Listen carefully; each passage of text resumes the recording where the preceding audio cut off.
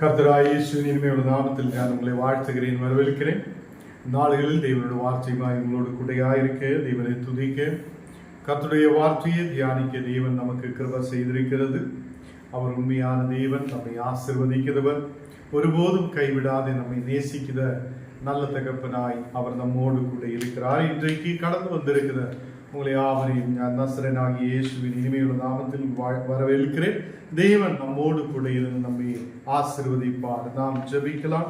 தேவனே, பரிசுத்த பிதாவே, இந்த ராத்திரி வேளையிலப்பா உங்களுடைய தெய்வீக பிரசனம் எங்களோடு கூட இருக்கட்டும். நாங்கள் இன்றைக்கப்பா உங்கள் மீட்டாய் ஒன்று சேர்ந்து தேவனே உண்மை துதிக்க, உண்மை ஆராதிக்க, ஜெபிக்க நீர் எங்களுக்கு கிருபை செய்ததுக்காக ஸ்தோத்திரம். நன்றியுள்ள தகப்பனே, நீர் எங்களோடு கூட இருக்குதவர், எங்களை வழி நடத்துதவர், ஒருபோதும் கைவிடாது நேசிக்கிற நல்ல தகப்பனாய் இருக்குது கிருபைக்காக ஸ்தோத்திரம். இன்றைக்கு கடந்து வந்திருக்கிற ஒவ்வொரு மக்களையும் நீர் ஆசீர்வதித்து பலப்படுத்தி வழி நடத்துத கிருபைக்காக ஸ்தோத்திரம். நீ நல்லவராய் வல்லவராய் எங்களோடு கூட இருந்து வழி நடத்துத கிருபைக்காக ஸ்தோத்திரம். தேவனே, பரிசுத்த பிதாவே, இந்த நாடுகளிலும் கூட ஒவ்வொரு மக்களையும் நீர் பாதுகாக்க, பலவீனதையோடு, வியாதியோடு, கண்ணீரோடு, பாரத்தோடு இருக்கிற ஒவ்வொரு மக்களையும் உடைய கரத்தில் ஒப்பு கொடுக்கிறேன். தேவனே, இன்றைக்கு இந்த ஜெபங்கள் நாங்கள் ஏறெடுக்கும் போதே அவங்களை குணமடையப்பட, விடுதலை பெற்றுக்கொள்ள அநேக மக்கள் இந்த நாடுகளில் ரட்சிப்புக்குள்ள கடந்து வருதை இருக்கிற செய்யும். தேவனே, இன்றைக்கு கடந்து வந்த ஒவ்வொரு குடும்பங்களிலும் தெய்வீக பிரசனம் இறங்கி வரப்பட்ட நாங்கள் விசுவாசத்தோடு நம்பிக்கையோடு உம்முடைய பாதத்தில் இருக்கிற செய்யும். எங்களை முற்றிலும் தாழ்த்துகிறேன், அர்ப்பணிக்கிறேன். இயேசுவின் நாமத்தில் ஜெபங்களும் நல்ல பிதாவே, ஆமென், ஆமென். கர்த்தர் நம்மை ஆசீர்வதித்து வழி நடத்துவார். நாம் சில பாடல்களை பாடி தேவனை மகிமைப்படுத்தலாம். தேவன் நம்மோடு கூட இருந்து நம்மை வழி நடத்துவார். நீங்க போதும் ஏசப்பா, உங்க சமூகம் எனக்கப்பா. நீங்க போதும் ஏசப்பா, உங்க சமூகம் எனக்கப்பா. எத்தனை இன்பமே உந்தன் சமூகமே, எத்தனை இன்பமே உந்தன் சமூகமே. உள்ளமும் உடலுமே உமக்காயேங்குதே, உள்ளமும் உடலுமே உமக்காய் ஏங்குதே. நீங்க போதும் ஏசப்பா, உங்க சமூகம் எனக்கப்பா. நீங்க போதும் ஏசப்பா, உங்க சமூகம் எனக்கப்பா.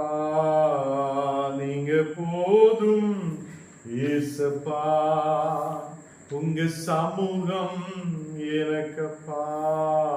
ஆண்டவரே, நீர் மட்டும் போதும் அப்பா. நாங்கள் உண்மையே நாடி வந்திருக்கிறோம். இன்றைக்கு நாங்கள் உண்மை துதிக்கிறேன், உண்மை ஆராதிக்கிறேன், உண்மை மகிமைப்படுத்துகிறேன் அப்பா. நாங்கள் உள்ளத்தில் இருந்து துதிகளை ஏறெடுக்க நீர் எங்களுக்கு கிருபை செய்யும். ஆண்டவரே, இந்த நாடுகளில் நாங்கள் உமக்கு முன்பாக ஒன்றுமே அல்ல. நீர் எங்களை எடுத்து பயன்படுத்த கிருபைக்காக ஸ்தோத்திரம். நீங்க போதும் அப்பா. நீங்களே எங்களை நடத்துதவராய், நீங்க எங்களை வழி நடத்துதவராய் கூட இருக்குது கிருபைக்காக ஸ்தோத்திரம். இயேசு என்னை வழி நடத்துவார், இயேசு என்னை விடுவிப்பார், இயேசு என் குடும்பத்துக்கு ஒரு வெற்றியை தருவார், என் தேவைகளை சந்திப்பார் என்று விசுவாசத்தோடு ஆண்டவரே உம்மை துதிக்கிறேன் அப்பா. உம்மை மகிமைப்படுத்துகிறேன், உம்மை ஆராதிக்கிறேன் அப்பா. எல்லாமே உம்மால் ஆகும் என்று நாங்கள் விசுவசிக்கிறேன். கூடுமே, எல்லாம் கூடுமே, உம்மாலே எல்லாம் கூடும். கூடாதது ஒன்றுமில்லை, உம்மால் கூடாதது ஒன்றுமில்லை. கூடுமே, எல்லாம் கூடுமே, உம்மாலே எல்லாம் கூடும். கூடாதது கூடாதது ஒன்றுமில்லை, உம்மால் கூடாதது ஒன்றுமில்லை. கடல் மீது நடந்தீரையா, கடும் புயல் அகற்றினீரே. கடல் மீது நடந்தீரையா, கடும் புயல் அகற்றினீரே. சாத்தானே ஒடுக்கினீரே, சர்வ வல்லவரே. சாத்தானே ஒடுக்கினீரே, சர்வ வல்லவரே.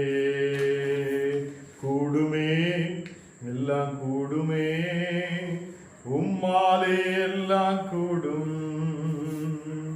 கூடாதது ஒன்றுமில்லை, உம்மால் கூடாதது ஒன்றுமில்லை.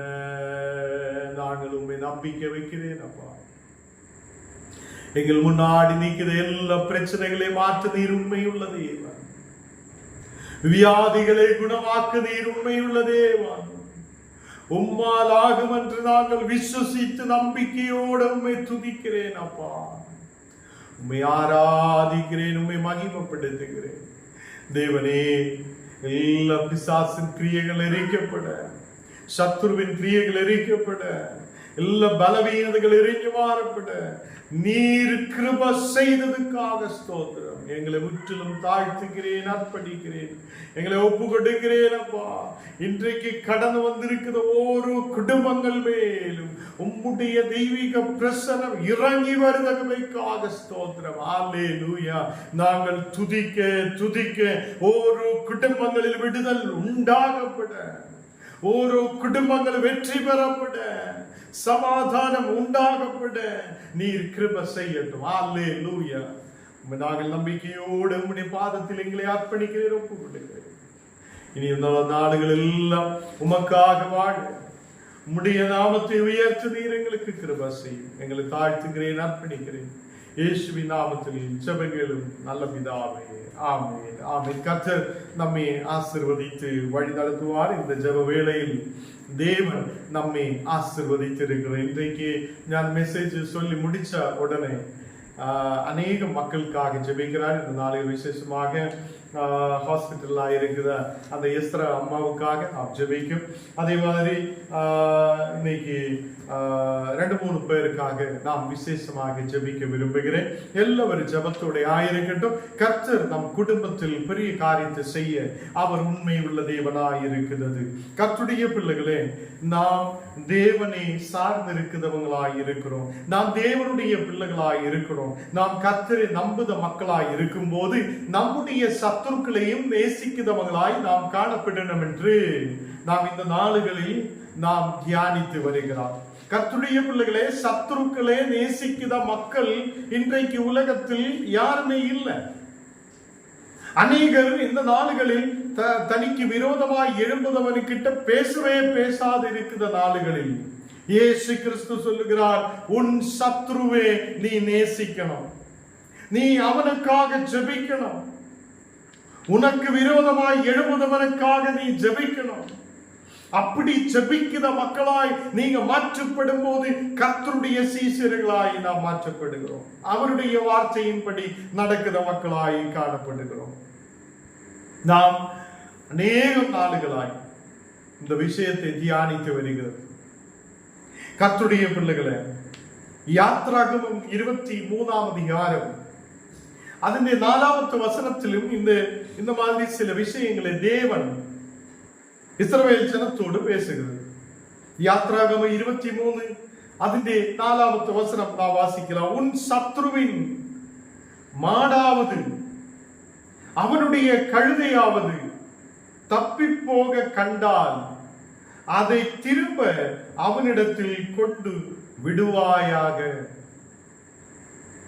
இன்றைக்கும் இங்கே தேவனுடைய வார்த்தையை சொல்லுகிறது, உன் சத்ருவினுடைய ஒரு மாடாவது, ஒரு மாடாகட்டும் இல்ல ஒரு கழுதையாகட்டும், அது தப்பி போகிறார். நாம் பார்த்து கொண்டே இருக்கிறது. மாடு போகிறார், இல்ல அவனுடைய கழுதை போய் விடுகிறார். நம்முடைய சத்ருவின் அது தெரியாது. அவனுக்கு எதுவும் தெரியாது. அப்படி இருக்கும்போது ஞானோ நீங்களோ அந்த மாடையோ கழுதையோ பார்த்தால், அது தப்பி போகிறதே பார்த்தால், என்னுடைய சத்துருவுடைய மாடுதானே, நாம் எதுக்கு அதை பார்க்கணும்? நான் எதுக்கு அதை தேடி போகணும்? அதை ஏன் பிடித்து கொண்டு போய் திருப்பி கொடுக்கணும் என்று யோசிக்காமல், நாம் அதை பார்த்த உடனே, தப்பி போகுததை பார்த்த உடனே அது திரும்ப அவனிடத்தில், அந்த சத்ருவின் இடத்தில் கொண்டு வந்து போய் கொடுக்க வேண்டும், அதை பிடித்து கொண்டு வந்து கொடுக்க வேண்டும் என்று தேவனுடைய வார்த்தையை சொல்லுகிறார். எத்தனை பேர் இது செய்ய முடியும்? எத்தனை கிறிஸ்தவர்கள், உண்மையான கிறிஸ்தவர்கள் என்று சொல்லுதவங்க இதை செய்ய முடியும்? இன்றைக்கு அநேக பேசிக்கொண்டிருக்கிறவங்களோட மக்கள் கூட, பிள்ளைகள் தப்பி போகும்போது நாம் திரும்பி பார்க்கறது இல்லை. ஏதோ நம்ம அப்படியே பேசுத மக்கள் கிட்ட, அன்பா இருக்குத மக்கள் கிட்ட, அவங்ககிட்ட நல்லபடியே பேசுதவங்களா இருந்தாலும், ஒரு பிள்ளை தப்பி போகிறார், ஒரு பிள்ளை வழி தெற்றி போகிறார், ஒரு பிள்ளை வழி தெற்றி தவறி அப்படியே போகும்போது, அவன் பிள்ளை தானே, அவன் எப்படி வேணாலும் போட்டோம் என்று சொல்லிட்டு இருக்குதா? இந்த நாளுகளில் கர்த்தருடைய வார்த்தை சொல்லுகிறது, தப்பி போகுதவனே திருப்பி பிடித்து கொண்டு வந்து திருப்பி கொடுக்க வேண்டும். அல்லேலூயா. இந்த நாளுகளில் கர்த்தருடைய பிள்ளைகளே, உனக்கு சத்ருவாய் ஒருவன் இருக்கலாம். அவனுடைய பிள்ளை தப்பி போகுததை பார்த்தால் உடனடி பிடித்து அந்த மகனுக்கு முன்பாக கொண்டு கொடுக்கணும். அவனுடைய ஆடோ மாடோ அவனுடைய கழுதையோ தப்பி போகிறதை பார்த்தால் அதை பிடித்து அந்த மாடையோ கழுதையோ அவனுடைய வீட்டில் கொண்டு வந்து விடணும். இது தேவன் சொல்லி இருக்கிற விஷயம். இன்றைக்கு நாம் சொல்லுகிறார், ஞான் முழு கிறிஸ்தவராய் இருக்கிறது, ஞான் தேவனுடைய பிள்ளையாய் இருக்கிறது, ஞான் பரிசுத்தத்தோடு இருக்கிறது, ஞான் தேவனை தேடுகிறார் என்று சொல்லுறவங்க கூட இந்த விஷயத்தை செய்ததில்லை. சத்துருவை நேசிக்க முடியாத கிறிஸ்தவங்களாய் மாற்றப்படுகிறது. நமக்கு தெரியும், நாம் மேக்சிமம் நமக்கு சத்ரு இல்லாத வாழ நாம் விரும்புத மக்களாய் இருக்கணும். சண்டை போட்டு சண்டை போட்டு சண்டை போட்டு நாம் சத்துருக்களை உருவாக்குதவங்களாய் காணப்படக்கூடாது. நமக்கு இப்போ கொஞ்சம் யோசித்து பாருங்க, எவ்வளவு சத்துருக்கள் நமக்கு இருக்கிறார், எத்தனை மக்கள் நமக்கு விரோதமாய் இருக்கிறார் என்று யோசித்து பாருங்க. நாமும் திருவிருது எடுக்கிற கிறிஸ்தவர் தான்.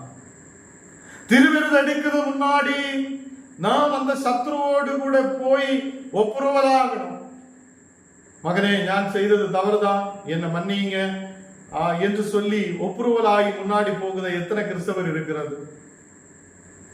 இன்றைக்கு அப்படி உள்ள மனத்தன்மை நமக்கு இல்லை. இயேசு சொல்லுகிறார், உன் சத்ருவே நீ நேசீர், நீ அவனை சிநேகிக்கணும், நீ அவனை நேசிக்கணும், நீ அவனுக்காக செபிக்கிற மக்களாய் காணப்படணும் என்று சொல்லுகிறது.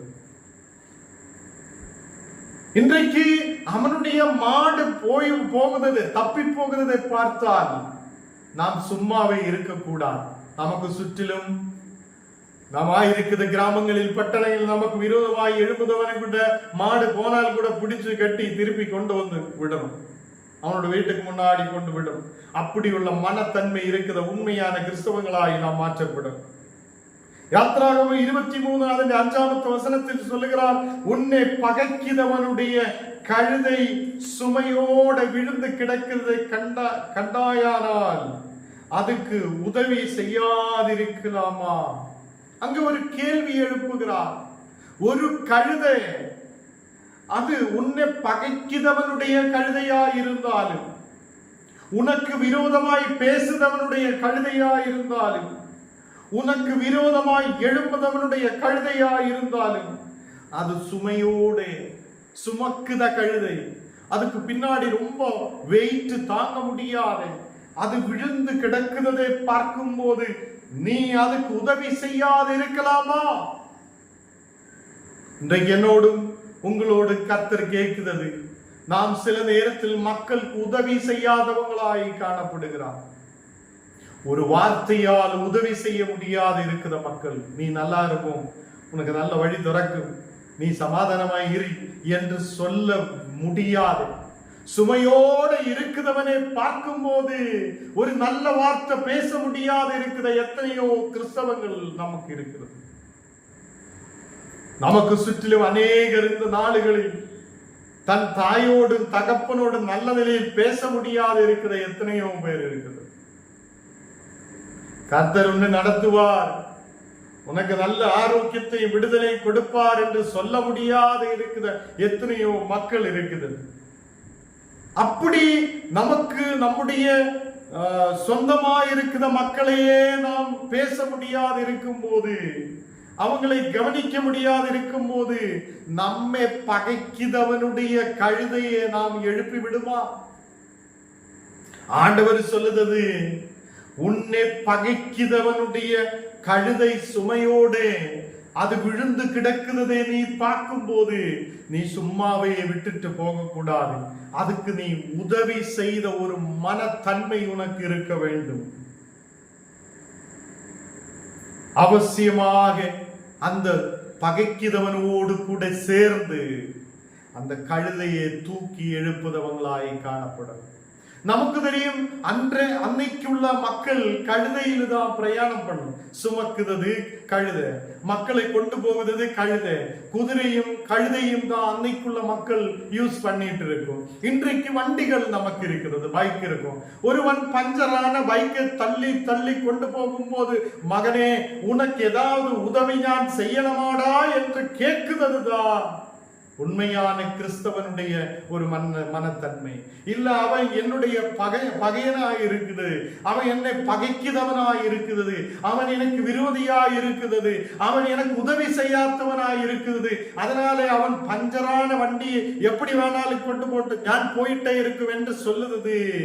அது கர்த்தருக்கு விரோதமான காரியமாய் இருக்குது. அவன் ஒரு உதவிக்காக எதிர்பார்ப்போடு எந்த மனிதன் இருக்குதோ அவனுக்கு உதவி செய்தவங்களாய் நாம் காணப்படட்டும். ஹல்லேலூயா. கர்த்தருடைய பிள்ளைகளே, நமக்கு வார்த்தையால் ஒருவனை எழுப்பி இருத்த முடியும், நமக்கு வார்த்தையால் ஒருவனை ஆறுதல் கொடுக்க முடியும், நம்முடைய ஆரோக்கியத்தால் ஒருவனை உதவி செய்ய, ஒருவன் கீழே விழுந்து கிடக்கும் போது அவனை தூக்கி எழுப்புவதற்காக கர்த்தர் நமக்கு கிருபை செய்திருக்கிறது. நாம் அப்படி எழுப்புத மக்களாய் காணப்படணும். யாரோ ஒருத்தன் கீழே விழுந்து கிடக்குதான், அவன் அப்படியே சுமையோட கீழே விழுந்து கிடக்கட்டும் என்றல்ல, அதிலே ஆவிக்குரிய சத்தியத்தை நாம் புரியணும். அநேக மக்கள் இன்னைக்கு சுமையோட பாவத்தின் அடிமைகளாக்கப்பட்டு இயேசுவை தேட முடியாது சுமையோட கீழே விழுந்து கிடக்கும் போது, ஞானம் நீங்களும் கண்டோ அவன் அப்படியே கிடக்கட்டும், எப்படி வேணாலும் இருக்கட்டும் என்று சொல்லி திரும்பி போகுதவங்களாய் காணப்படக்கூடாது. அவங்களுக்கு இரட்சிப்பின் சுவிசேஷத்தை சொல்ல வேண்டும். இயேசு உன்னை விடுவிப்பார், உன் சுமைகளை இயேசு எடுத்து மாற்றுகிறார், உன்னை கர்த்தர் குணமாக்குவார், உனக்கு ஒரு விடுதலை அனுப்புவார் என்று சொல்லி அவனுக்கு நல்ல ஆறுதலை சொல்லுத மக்களாய் நாம் காணப்படணும். அவனை கரம் பிடித்து உயர்த்தி எழுப்பி நிறுத்துத மக்களாய் நாம் காணப்படும். ஆவிக்குரிய வாழ்க்கையில் எனக்கும் உங்களுக்கும் சில நேரத்தில் சோர்வுகள் வரலாம். ஏன் இப்படி வருகிறார், ஏன் நான் கீழே விழுந்து கிடக்கிறார் என்று ஒரு சூழ்நிலையோடு நாம் கேட்கலாம், அநேக வார்த்தைகளை கேட்டுக்கொண்டிருக்கலாம். அந்த நேரத்தில் இயேசு சொல்லுகிறார், நான் உன்னை தோள் மேல் சுமக்குதவராய் இருப்பேன், உன்னை கீழே தள்ளி விடுதவர் அல்ல, அப்படியே விட்டுட்டு போகுதவர் அல்ல, உனக்கு விடுதலை கொடுத்து உன்னை எழுப்பி நிறுத்துதவராய் இருக்கிறது. கர்த்தருடைய பிள்ளைகளே, நாம் நம்மை பகைக்கிறவனுடைய கழுதை கீழே விழுந்து கிடக்கும் போதும் அதுக்கு உதவி செய்தவங்களாய் அவனோடு கூட சேர்ந்து அந்த கழுதையை தூக்கி எழுப்புதவங்களாய் காணப்படும். 7வது வசனம், யாத்திராகமம் 23:7 வசனம் சொல்லுகிறது, கள்ள காரியத்துக்கு தூரமாய் இருப்பாயாக. கள்ள காரியத்துக்கு நாம் தூரமாய் இருப்பாயாக. குற்றம் இல்லாதவனையும் நீதிமானையும் கொலை செய்யாதிருக்கட்டும். நாம் குற்றம் இல்லாதவனையும் நீதிமானையும் கொலை செய்தவங்களாய் காணப்படக்கூடாது. இன்றைக்கு அநேக மக்கள் வார்த்தைகளால் கொலை செய்து விடுகிறார். நான் போன நாளுகளில் ஒரு இடத்தில் ஜெபிக்க போயிடுச்சு. அந்த அம்மா கணவர்கிட்ட சொல்லுகிறார், நீ பாம்பு கொத்தி பாம்பு உன்னை கடிச்சு நீ சாகுவன்னு சொல்லி அப்படியே சொல்லி விட்டாச்சு. ஒரு கணவன் கிட்ட மனைவி சொல்லுகிறார், நீ போன வழியிலே பாம்பு உன்னை கடிச்சு சாகு. அவனுக்கு ரொம்ப மனக்கவலை. எனக்கு என்ன எப்படி, ஐயோ எனக்கு இப்படின்னு சொல்லி அவன் டென்ஷன் ஆயிடுச்சு. இந்த நாடுகளில் இப்படிதான் மனிதன் இருக்கிறார். சொந்த கணவனை நேசிக்க முடியாத மனைவிகள், சொந்த மனைவியை நேசிக்க முடியாத அந்த கணவன்கள் இப்படிப்பட்ட வார்த்தைகளை சொல்லி சொல்லி நாமே அங்கு பகையனாய் மாற்றப்படுகிறார், பகைக்கிறவனாய் மாற்றப்படுகிறார், சத்ருவாய் குடும்பத்தில் மாற்றப்படுகிறார். தேவ பிள்ளைகளே, ஒரு வார்த்தை சொல்லும் போது அவனுக்குள்ள ஒரு பயம் உருவாகிறான். ஞான் இப்ப சாகுமா, ஞான் ஏதாவது நடக்குமான்னு சொல்லி நல்லா இருக்கணும் கூட கெட்டு போய் அவன் கீழே விழுந்து விடுதலாய் மாற்றப்படும். நம்ம வார்த்தைகள் ஒருவனை கொலை செய்ததா இருக்கக்கூடாது. முடிந்த வரைக்கும் நம்முடைய வாய்களை கெட்டிக் கொள்ளுங்கள் என்று வார்த்தை வேதம் சொல்லுகிறது. தேவ பிள்ளைகளே, இந்த நாடுகளில் கள்ள காரியத்திலிருந்து நாம் தூரமாய் இருக்கட்டும். யாரையும் சும்மாவே கொலை செய்து விடக்கூடாது. நான் துர்மார்கனே நீதிமான் என்று தீர்க்க மாட்டேன். துர்மார்க்கத்தில் இருக்கிற ஒருவனே நான் நீதிமான் என்று சொல்ல மாட்டேன். அல்லேலூயா. கர்த்தருடைய பிள்ளைகளே, கடைசியாக நாம் பார்க்கும் போது கலாத்தியர் 6ஆம் அதிகாரம் அதனுடைய 10ஆம் வசனம் வாசிக்கலாம். கலாத்தியர் 6ஆம் அதிகாரம் அதனுடைய 10ஆம் வசனத்தில் நமக்கு கிடைக்கும் சமயத்துக்கு தக்கதாக, நமக்கு கிடைக்கிற சமயத்துக்கு தக்கதாக யாவருக்கும் விசேஷமாக விசுவாச குடும்பத்தார்களுக்கும் நன்மை செய்ய கடவோம் என்று சொல்லுகிறார். இந்த நாளுகளில் நீங்க உங்களுக்கு சமயம் கிடைக்கும் போதெல்லாம், உங்களுக்கு நேரம் கிடைக்கும் போதெல்லாம் நீங்க யாவருக்கும் நன்மை செய்தவங்களாய் காணப்படும்.